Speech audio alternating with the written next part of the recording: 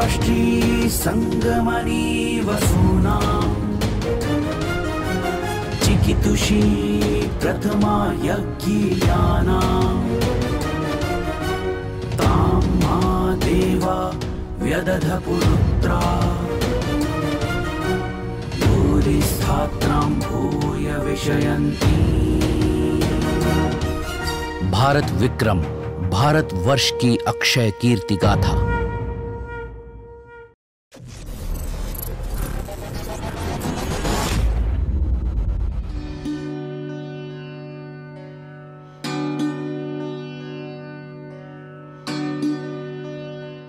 सम्राट विक्रमादित्य में इतने गुण थे, यही कारण था कि उन्होंने अपने महल में कुछ खास नवरत्न रखे थे। नवरत्न उन दिनों कहा जाता था जब महल में राजा अपने संग बहुत क्वालिटी वाले, गुणों वाले लोगों को एज एडवाइजर्स रखते थे।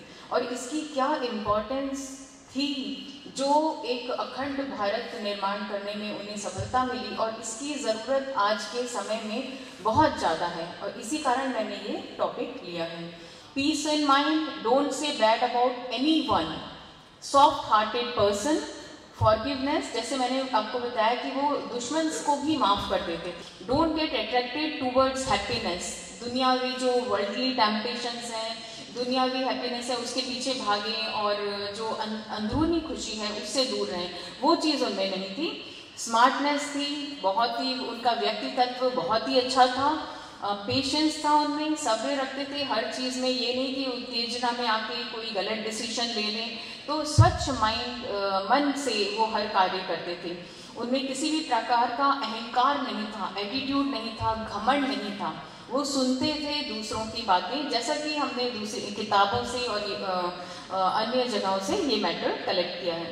Don't do any work without any reason, कोई मतलब यूं ही कोई कार्य कर लेना बिना किसी उसका कोई परिणाम ना हो, कोई अच्छा परिणाम ना हो, कोई सोसाइटी के लिए कोई अच्छी चीज़ नहीं हो, तो ऐसे कार्य वो फालतू के नहीं करते थे। Don't forget honesty and truth, that we should remember every time. Don't walk on wrong path, गलत मार्ग किसी भी तरीके का हो, गलत आदतें हों, किसी भी तरीके से ऐसा मार्ग हो जो दूसरों को दुख ही करे, वो बिल्कुल फॉलो नहीं करते थे, और दूसरों को भी यही राय देते थे। Don't get afraid of anything from anyone. सबसे अच्छी बात जो आजकल के यंगस्टर्स को भी समझनी है कि वो इतने ज्ञान के साथ एक स्ट्रॉन्ग पर्सनैलिटी थी, उनका मतलब स्ट्रेंथ भी उनमें फिजिकली बहुत ज़्यादा थी, और हृदय से वो बहुत ही सॉफ्ट थे। वो मेडिटेशन, प्रेयर, स्पिरिचुअलिटी में बिलीव करते थे, धार्मिक थे वो बहुत ज़्यादा, उनको ज्ञान भी था। अपने मन पे नियंत्रण था, पांचों इंद्रियों पे नियंत्रण था, कंट्रोल थे। तो कोई भी डिसीजन जो लेते थे वो बहुत ही सोच विचार करके, उत्तेजना में आके गलत डिसीजन नहीं लेते थे। साधारण थे, बहुत शो ऑफ करने का या उस तरीके के दिखावे करने का उन राजा को शौक नहीं था। बहुत सीधे थे, सिंपल थे, बहुत शांत स्वभाव के थे, और उनका स्वभाव हर एक के प्रति अच्छा था, चाहे वो दोस्त हो चाहे वो दुश्मन हो। ये सारी क्वालिटीज़ जो हैं वो हम अपने कोर्सेज में एथिक्स एंड वैल्यूज़ में पढ़ाते हैं, लेकिन हमें अपने पूर्वजों को भी याद करते हुए कि किनमें ये एग्जाम्पल्स थे, वो अवेयरनेस लाने की ज़रूरत है, वो सिलेबस में इम्प्लीमेंट करने की ज़रूरत है। इनके महल में इन्होंने, क्योंकि ये खुद इतने गुणी थे, तो इनमें वो शक्ति, वो पावर था कि वो दूसरों को पहचाने कि किनमें किस तरीके के लोगों को उन्हें अपने एज अ एडवाइजर्स रखना है। हमारे देश में, जैसा सर ने भी बताया, कि बाहरी लोग का प्रभाव बहुत ज़्यादा है। यंगस्टर्स आजकल वेस्टर्न जो कल्चर है उसकी तरफ बढ़ते चले जा रहे हैं, और हमारे देश में भी बाहर के लोग आए तो हमारी संस्कृति तो 5000 साल पुरानी है, इतने स्ट्रॉन्ग थे, हमारे यहाँ क्षत्रिय भी थे, फिर क्यों हम गुलाम बने? वो शायद एक कारण हो सकता है कि उस समय के राजाओं के पास एडवाइजर्स अच्छे नहीं हों, या फिर उन्होंने लालच में आके उन्हें कुछ गलत निर्णय दिया हो या गलत एडवाइस दी हो। तो एक हमारे सराउंडिंग में कैसे अच्छे एडवाइजर्स होने चाहिए कि एक जो लीडर है, चाहे वो पॉलिटिक्स का हो या किसी भी ऑर्गेनाइजेशन का हो, वो सही डिसीजन ले सके, उसके लिए एक अच्छे एडवाइजर्स, ग्रुप ऑफ एडवाइजर्स की बहुत ज़रूरत है। तो राजाओं के पास उस टाइम नवरत्न का प्रचलन था, और वो 9 एडवाइजर्स रखते थे। और विक्रमादित्य जी के महल में भी उन्होंने चुन चुनकर ऐसे एडवाइजर्स रखे थे, ऐसे गुणी लोग रखे थे जो कि लोगों को भी अच्छी बातें सिखाते थे। So that was about the 9 Ratna. I just want to conclude. So there is a need of revival of glory of Samrat Vikramaditya ji for good governance in all fields. हम लोग अब तक इनकी केवल कहानियाँ सुनते थे, लेकिन मैंने कल भी कई लोगों के लेक्चर सुने और आज भी, तो इससे मालूम पड़ता है कि कितने ज्ञान की बातें हैं जिसको हम लोग भूलते जा रहे हैं। तो the qualities he had will imbibe the ethics, values, good leadership qualities in people. It is our duty to create awareness of such vision to our young generations. His way of life, knowledge, character is inspiring and can build up a root for better worldliness. सप्तऋषि संवत हमारे यहाँ हैं सबसे प्राचीन, और उन सप्तऋषि संवत का जो प्रयोग है वो महाभारत और रामायण का जो काल निश्चित करने के लिए भी विद्वान कर रहे हैं। जैसा कि महाभारत के इस श्लोक में ये कहा गया है, धृतराष्ट्र से कहते हैं कि शायद विदुर कहते हैं कि वर्तमान में सप्तऋषियों में, सप्तऋषि संवत के बाद में, और फिर जैसे कली संवत है हमारे सामने, कली संवत, और इसके बाद में फिर वो संवत आते हैं ज़्यादातर जो कि व्यक्तियों के नाम से हमारे यहाँ संवत आए हैं। इसके बाद में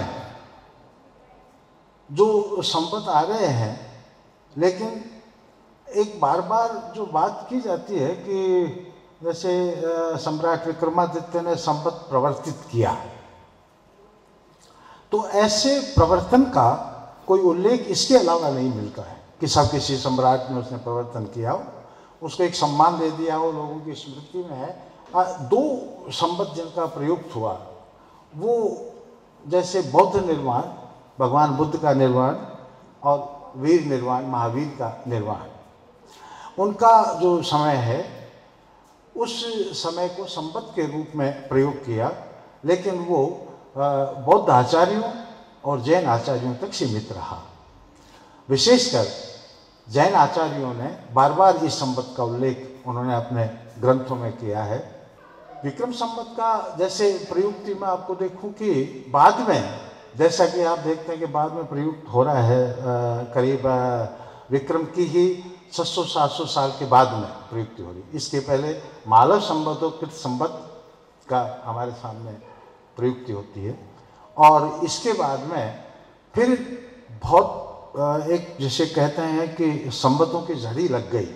किस्सा कथाएं रचनाएं करने के सिवाय इसमें इतिहास हमने कभी लिखा ही नहीं है, कोई ऐसी चेतना नहीं है हमारे पास में। अब ये बात आई है कि भारतीय संस्कृति और भारतीय ग्रंथों का उद्धार किया उन्होंने, और आज हम वहाँ से प्रस्थान ले। यही कारण है कि जब भी भारतीय विद्वान भी लिखते हैं तो उनके यहाँ सारे कोटेशन और संदर्भ अंग्रेजी ग्रंथों के होते हैं, क्योंकि आपके यहाँ किसी लिखाई नहीं है हमारे यहाँ। उस काम का सहारा लेकर वहाँ से प्रस्थान करके और हमें अपने वर्तमान को ठीक करना चाहिए।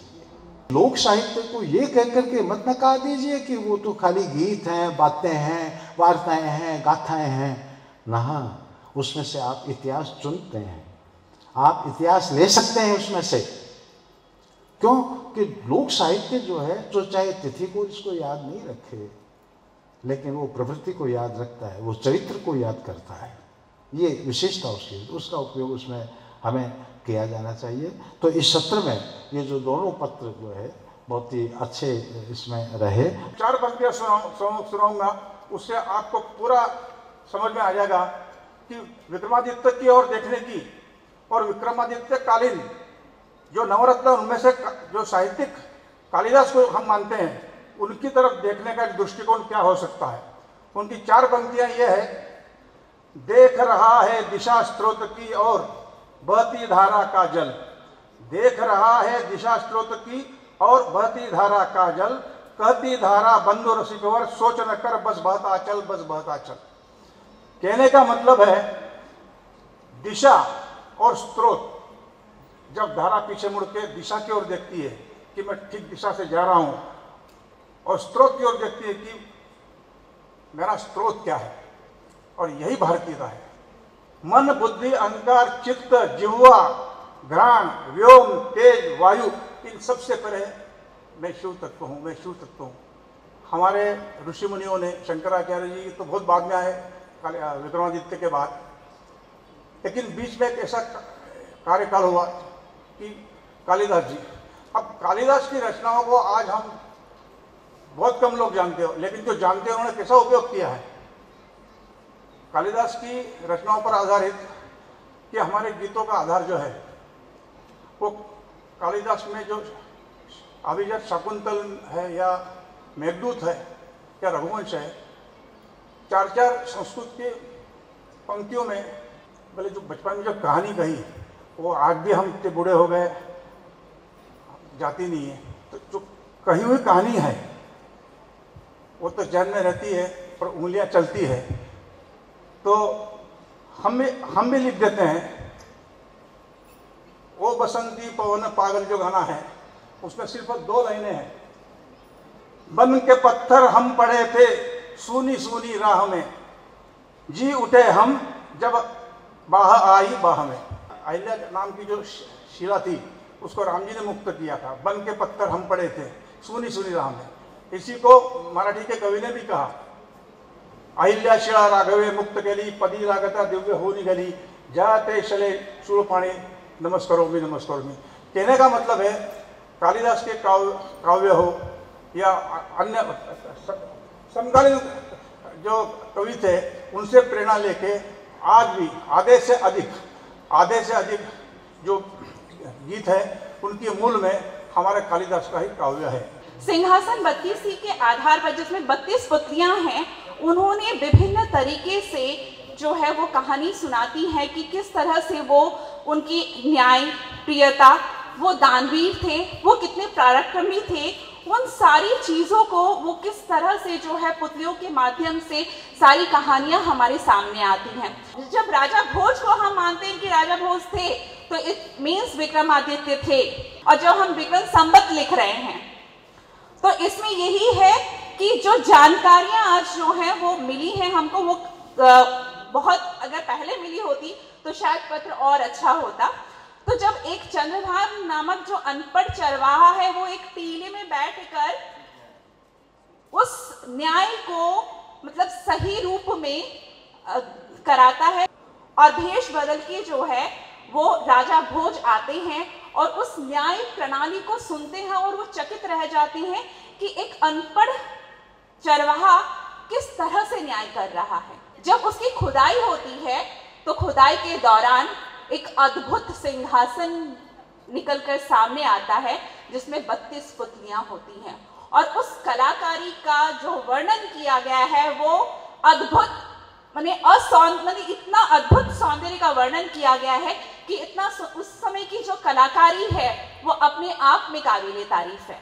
तो इस प्रकार बहुत सारी चीजें जो हैं वो सामने आती हैं उनके कथाओं के माध्यम से कि वो कितने दानवीर थे कि कहीं उनको एक फल की प्राप्ति होती है किसी साधु द्वारा, और वो कहते हैं कि इससे यशस्वी पुत्र की प्राप्ति होगी, और जब वो उस जंगल से लौट के आते हैं वो एक महिला को देखते हैं कि वो कुएं में कूदने जा रही है। तो जब अपना प्राण जो है वो देने जा रही है, त्यागने जा रही है, तब वो पूछते हैं कि आखिर क्यों आप ऐसा कर रही हैं। तो वो बहुत रोती है और कहती है कि मैं बहुत दुखी हूँ अपने जीवन से, क्योंकि लगातार पुत्री की प्राप्ति होने के कारण और मैं अब इस जीवन से दुखी हो गई हूँ। तो वो फल उस स्त्री को वो दे देते हैं। कहीं कोई ब्राह्मण यहाँ पर एक अनजान जो महिला है उसको फल की प्राप्ति हो जाती है।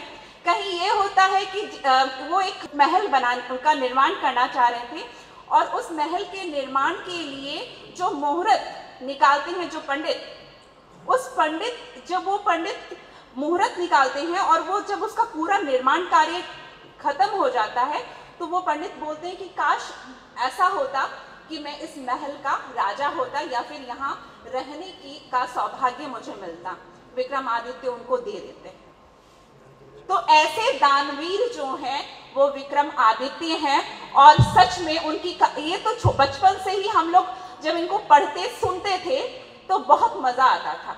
जैन व जैनेतर साहित्य के शताधिक संस्कृत, प्राकृत व अन्य भारतीय भाषाओं के ग्रंथ विक्रमादित्य की ऐतिहासिकता को प्रमाणित करते हैं, जिनके अनुसार भगवान महावीर के निर्वाण की 470 वर्ष पश्चात, तदनुसार ईसा से 57 वर्ष पूर्व विक्रमादित्य नामक एक प्रतापी राजा हुए।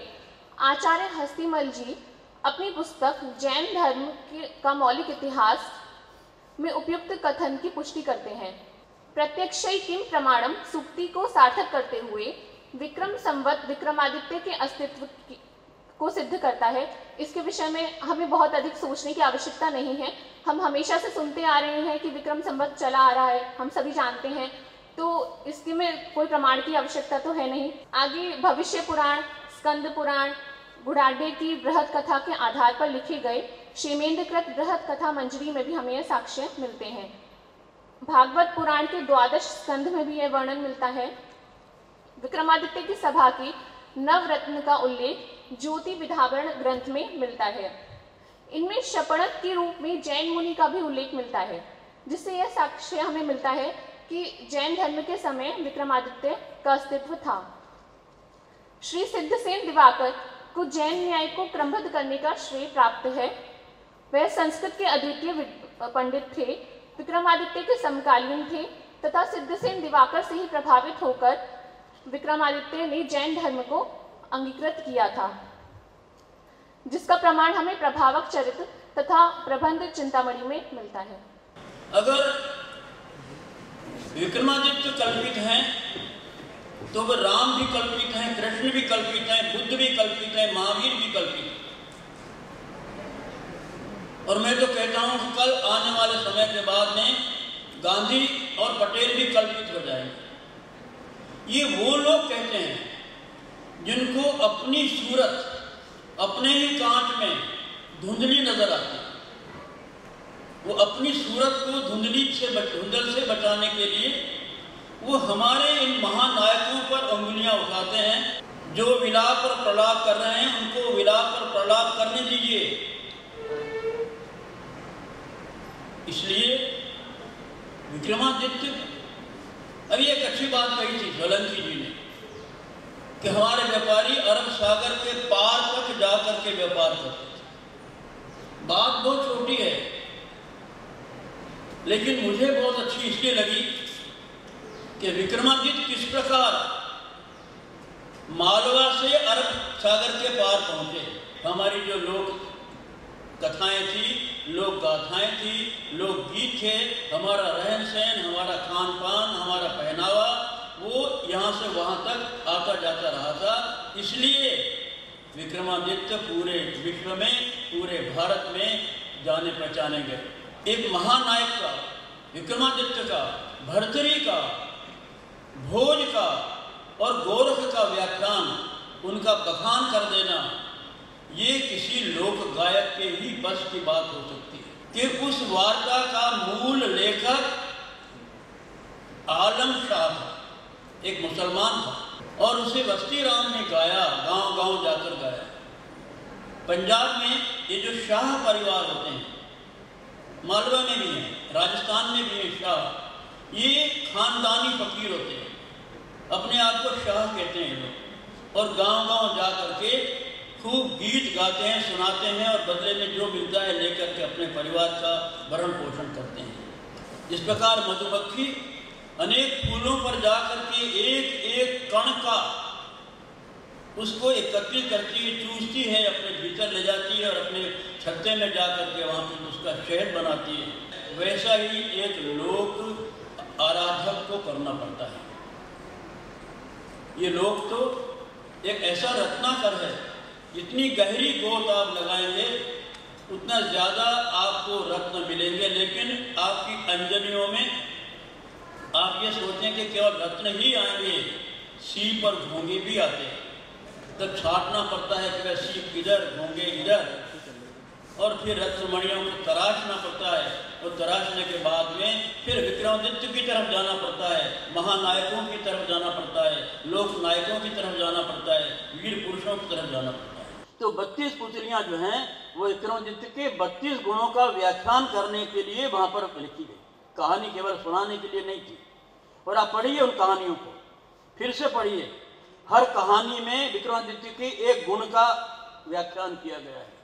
भर्तृहरि ने जो सुशासन दिया, विक्रमादित्य ने उसको और सुस्थापित करके और आगे बढ़ाया, दृढ़ किया, और भोज ने और उसको आगे बढ़ाया। ये तीनों महानायक हमारे मालवा के ऐसे गौरव हैं जिन पर हमें गर्व होना चाहिए। हम ये कहना चाहिए कि हम उस मालवा के रहने वाले लोग हैं जहाँ हमारे यहाँ भर्तृहरि हुए, जहाँ हमारे यहाँ विक्रमादित्य हुए, जहाँ हमारे यहाँ महाराजा भोज हुए, वहाँ के हम रहने वाले हैं।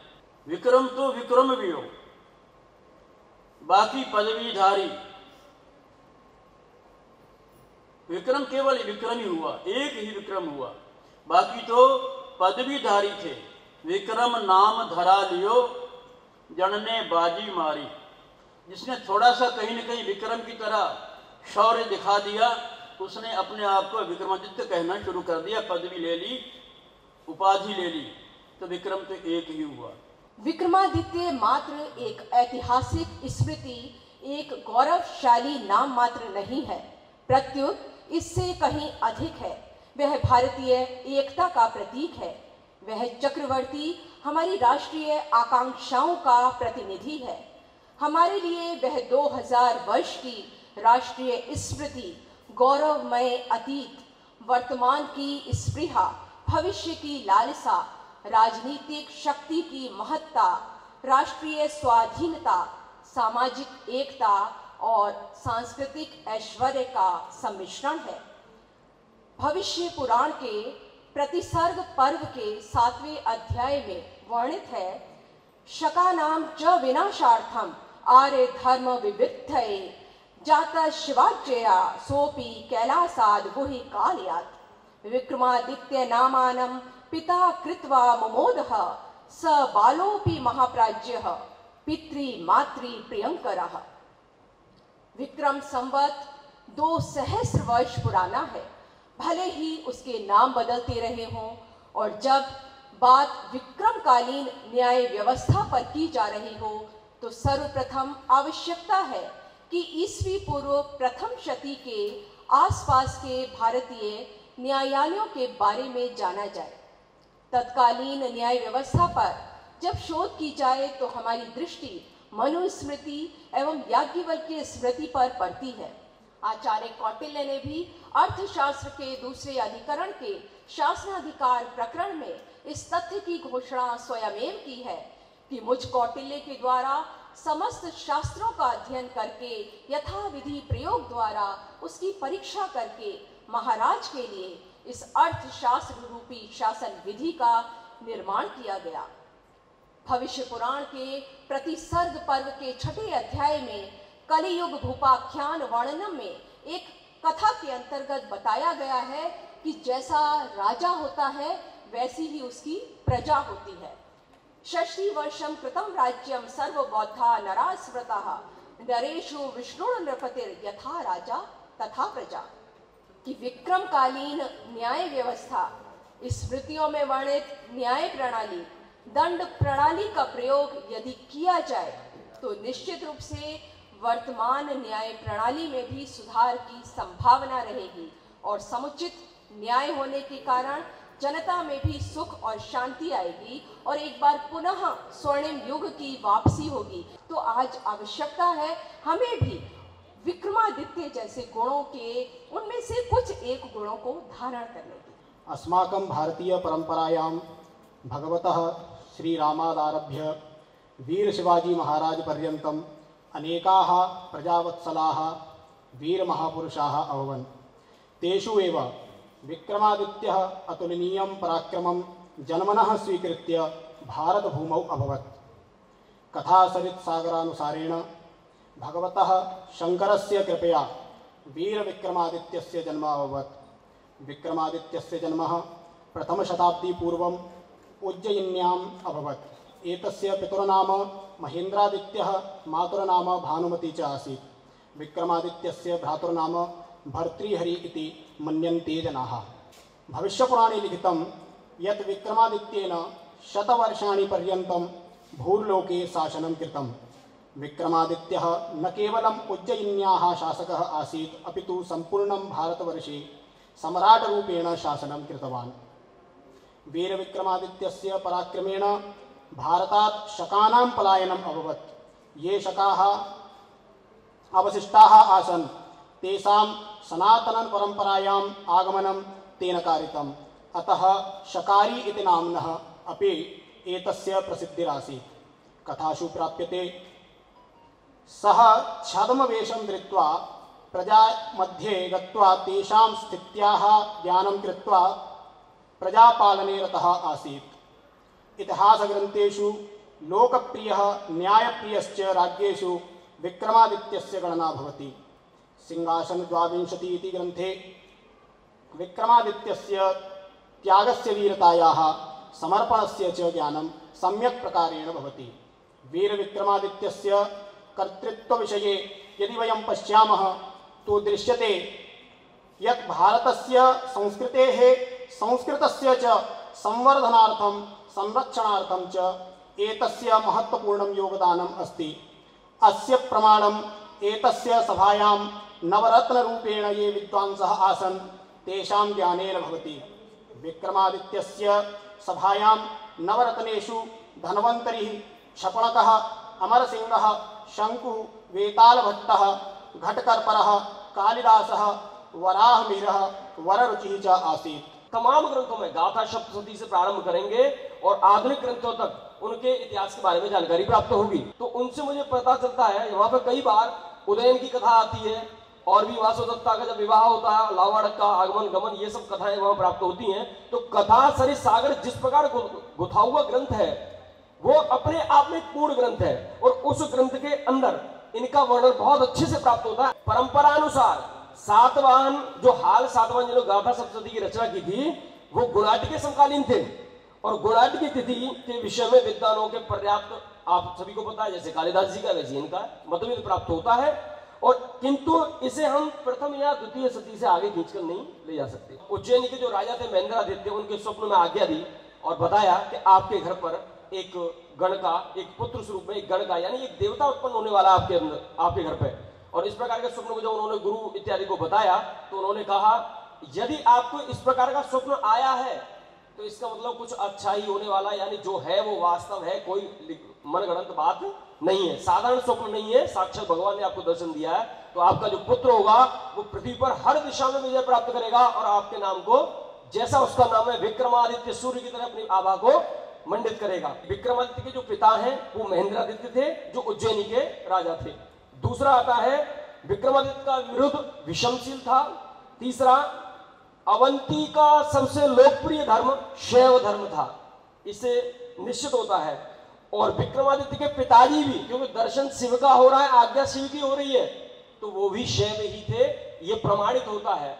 और इसके बाद माल्यवंत शिव का गण था जो राज्य का के एक प्रकार गणराज्य का सूचक है, क्योंकि यह नाम इस ओर संकेत करता है जो मालव प्रांत है वो इसी कारण से उसका नाम मालव है और वो गणराज्य माल्यवंत के नाम पर रखा गया है।